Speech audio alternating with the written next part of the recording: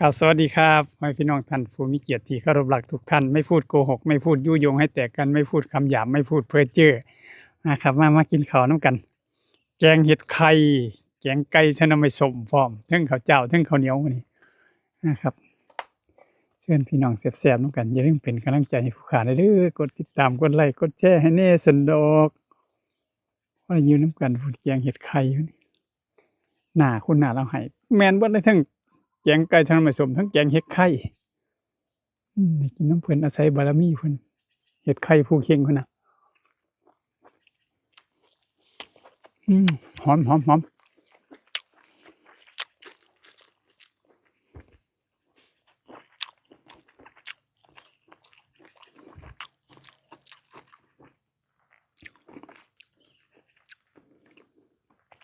อาหารผู้เฒ่าตัวนั้นแกงหน่อไม้ส้มมันม่วนคอ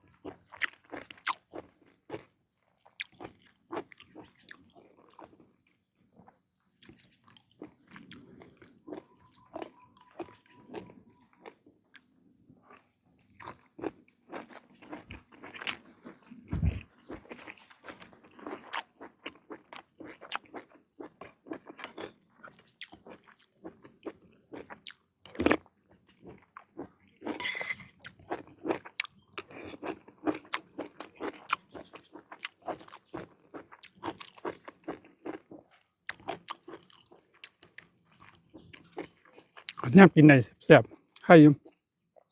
โอ้คันป่วยมานี่เป็นสัจธรรมเลยพี่น้องเอ้ยเพิ่นสิอยากเพิ่นสิอยากถิ้มธาตุดินก่อนเดะ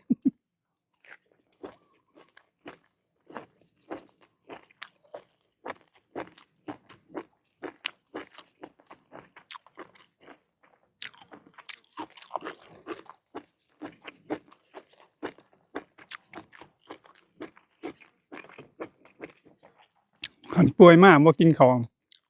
เพิ่นเอิ้นธาตุดินสิสิถิ้มธาตุดินคันบ่กินน้ำก็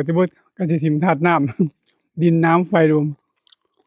บัดนี้ระบบขับถ่ายบ่มีก็สิถิ้มธาตุไฟสุดท้ายก็สิถิ้มธาตุลมมีส่ำนั้นแหละ ร่างกายมีสี่ธาตุธาตุดินน้ำไฟลมมหาพุทธธาตุทั้งสี่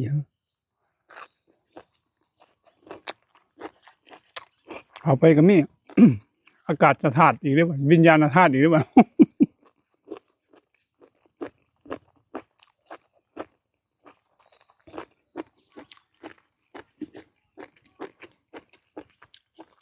สุดท้ายก็บ่มุมธาตุปูน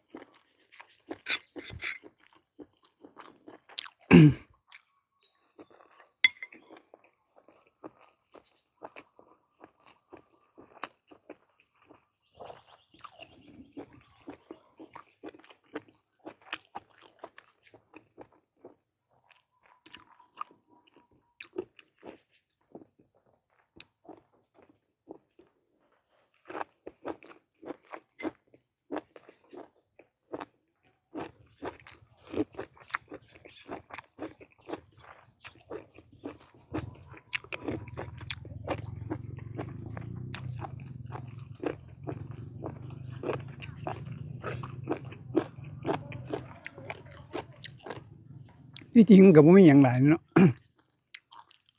ชีวิตก็ได้หายใจเข้าบ่หายใจออกก็แม่นเนาะ หายใจออกบ่หายใจเข้าก็แม่น โอ้นี่สำเร็จตัวนี่ธรรมดาธรรมดาจริงๆ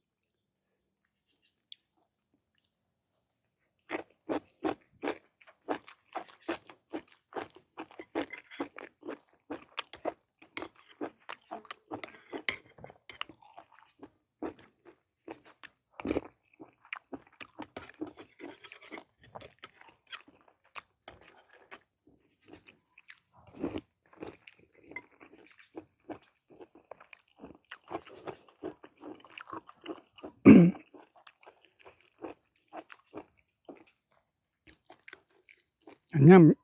กินแซ่บนอนหลับแข็งแรงคือจังสิบ่มีหยังนี่ล่ะเพิ่นบ่ย้านหยังเนาะ ประมาททำแล้วบัดพอป่วยเท่านั้นแหละปั๊บ บ่อยากได้ดอก แนวอื่นอยากเศร้า